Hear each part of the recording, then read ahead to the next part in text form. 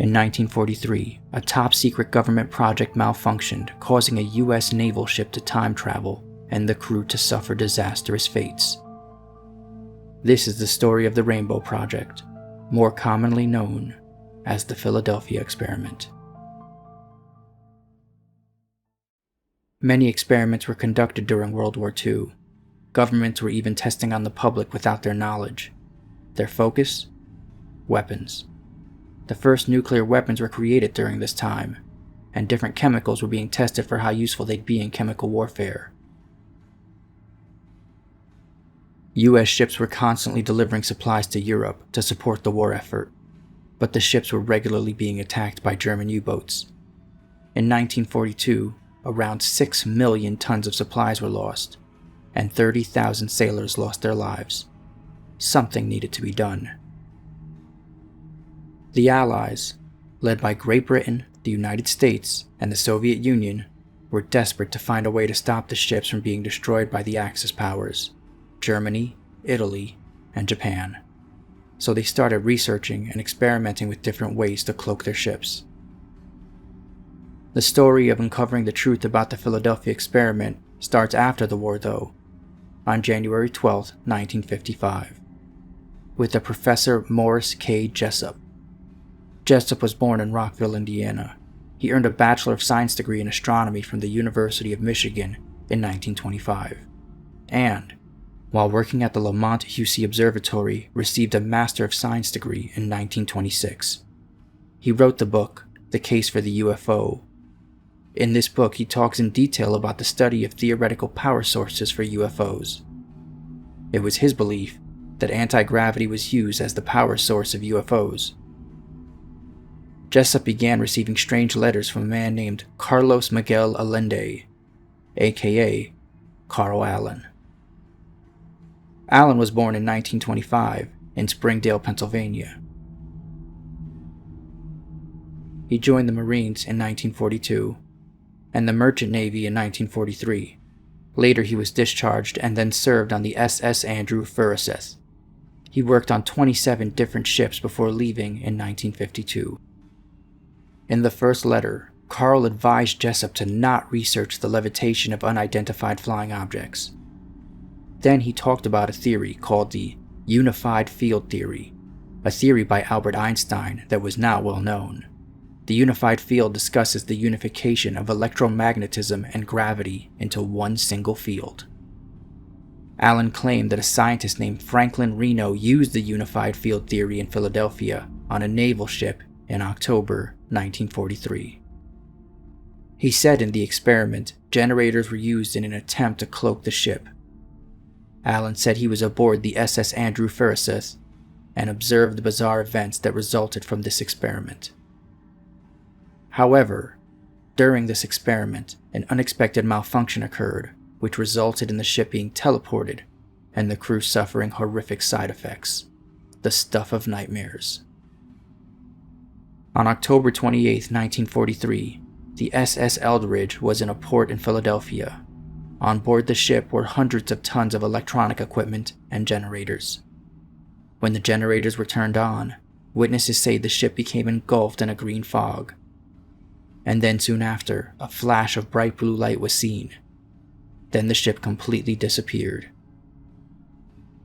Even radar could not detect the ship. The experiment appeared to have been a success. Just a little while later, the ship then appeared at the naval base in Norfolk, Virginia. After maybe 5 minutes, it disappeared again and was back at the base in Philadelphia where it started. An investigation was immediately launched, but what was discovered was terrifying. Crew members were seen walking through walls. Some had been severely burnt, some beyond recognition. Others had arms, legs, or other body parts burned completely off. Some men were just frozen in place, and a few others had their bodies fused with the ship. Others who were not frozen or dead had gone mad, running the length of the deck, screaming and crying, some even sitting on the floor, laughing. Those in charge aborted the experiment and sent any survivors away quietly to institutions, keeping the whole thing under wraps. Family members were told that the men had been lost at sea. Some reports say survivors were held at Bethesda Naval Hospital for the rest of the war. The event was written about in the Philadelphia City paper. An excerpt reads, "Her crew, some of them staggering and speaking gibberish, was debriefed. They said they could see each other, but the ship was gone. Some of the men said others were falling to the deck and laughing hysterically, as if drunk. Others said that for a brief while, after the cloud that surrounded the ship at the start of the test flashed off, they could see their second port, the Norfolk Naval Shipyards. And then the cloud reappeared and flashed off again. They were back in Philadelphia." Allen's letters were often cryptic. An excerpt from one reads, "I speak of time, for deep, frozen men are not aware of time as we know it. They are like a semi-comatose person, who live, but still are unaware of so utterly many things as to constitute a netherworld to them. A man in an ordinary common frieze is aware of time, sometimes acutely so. Yet they are never aware of time precisely as you and I are aware of it. The first deep freeze, as I said, took 6 months to rectify. It also took over $5 million worth of electronic equipment and a special ship berth.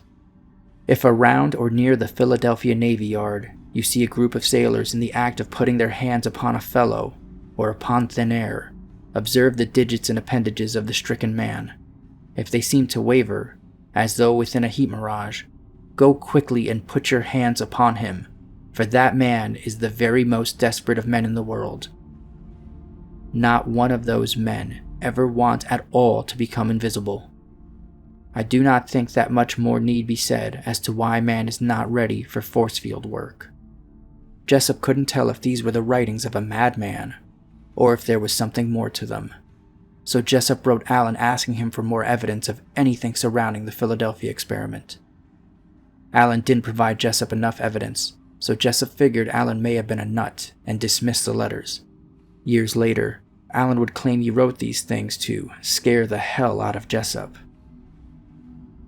Then later, in 1957, the Naval Research Office, the Special Weapons Division, was interested in Jessup's work and requested to have a meeting with him. They wanted to know about the theories on anti-gravity technology he had written about and what he knew about the 1943 Philadelphia experiment. While there, they showed him an annotated copy of his book, The Case for the UFO. Jessup observed that there were handwritten annotations on the pages of the book that looked just like the handwriting from the letters Carl Allen had sent to him. After the meetings with the Navy officers, Jessup became concerned that he may have been being spied on. He said he noticed that things would be moved from his desk, or missing, and his office often looked like someone had gone through his things looking for something. Jessup also said that he would see men wearing black suits, sitting in cars, and walking around outside his house. He would also get phone calls late at night, where the person on the other end would just hang up after he answered. He thought someone was after him, maybe trying to shut down his research. Things calmed down, and Jessup continued to try to research for more books, but he was having a hard time. He did write a few more books, but he ended up losing his publisher. So for the next few years he began looking more into the Philadelphia experiment, even though he had previously dismissed it. He began looking for any information he could find. He began to suspect Allen's writings contained some real truths of experiments done with stealth technology in Philadelphia. In 1958, he gave all his research to another writer he knew, Ivan T. Sanderson. Jessup told him to keep the research safe in case anything were to happen to him. Jessup had found things that did change his mind on the experiment, and he thought his life may be in danger. Then, in the late afternoon of April 20th, 1959, Jessup's lifeless body was found in his car at the Matheson Hammock Park in Florida. A man named John Good, a worker from the park, found him and called the police. The officially reported cause of death was carbon monoxide poisoning. The incident was said to happen because Jessup was depressed. but there were quite a few odd things that didn't really make sense. For one, the towels used in the windows to keep the carbon monoxide in were not from Jessup's house, according to his wife. It would be strange for him to buy new towels just to commit the deed. Also, there was no receipt found from a towel purchase on him or in the car. Also, the night before, Jessup was excited and on the phone with one of his good friends, Dr. Manson Valentine, about meeting up to discuss something he had discovered. Something big about the Philadelphia experiment case. Sadly, Dr. Valentine did not get to see what Jessup had found. Jessup was also pronounced dead by a doctor named Harry Reid, but no one could find him after the event. Jessup's wife would not identify the body, saying that he would never have done this to himself. So identification was done by a man named Leon A. Seol, a family friend, but no one in the family knew a Leon. On top of that, his briefcase was gone. No note was found, and no autopsy performed. Many believe what happened to Jessup was because he found something out that he wasn't supposed to. Most of Jessup's notes were taken, but what little was found said that during the experiment, part of the original crew was sent away, and others seemed to have disappeared. Any of the crew that could be found and asked about the event say they don't remember ever being on the USS Eldridge. It's believed that the original crew was quickly replaced to make it seem like the whole thing never happened. The Navy say this experiment never happened and that the USS Eldridge was not even in Philadelphia at the time. They say the Eldridge arrived with a convoy on December 17th at New York Harbor, and that the ship stayed there till December 31st. Then it, with 4 other ships, headed for Norfolk, Virginia. They say no records can be located that state any experiments or events of the sort ever took place. Many researchers believe these explanations have been fabricated to cover up what happened. There is one more strange piece to the story. In 1990, a man named Al Bielek claimed he was involved in the Philadelphia experiment. He said his memories were suppressed and that while watching the 1984 movie, the Philadelphia experiment's memories came flooding in. He said that the real-life event happened much like the movie. Al said he was aboard the USS Eldridge on an afternoon in October 1943. But he wasn't Al. He was a man named Ed Cameron, and him and his brother Duncan, who was another Navy officer, witnessed the terrifying event. He said that when the green fog engulfed the ship didn't just travel to Virginia, but forward in time. When the chaos and panic started, they jumped off the ship, and they went forward in time to 1983. What happened to Al, or Ed, and his brother, is a video for another day. What really happened to the USS Eldridge? Did the ship really time travel, and the government's covering it up? It's possible if they did have this technology, they wouldn't want anyone to know they had access to it. And there are many technologies and experiments that are hidden from public, so anything is possible. If you enjoyed hearing about the mystery surrounding the Philadelphia experiment, you need to see my video on the Corvina hiking incident. 7 people went out into the wilderness, only 1 returned, and what she said will give you the chills.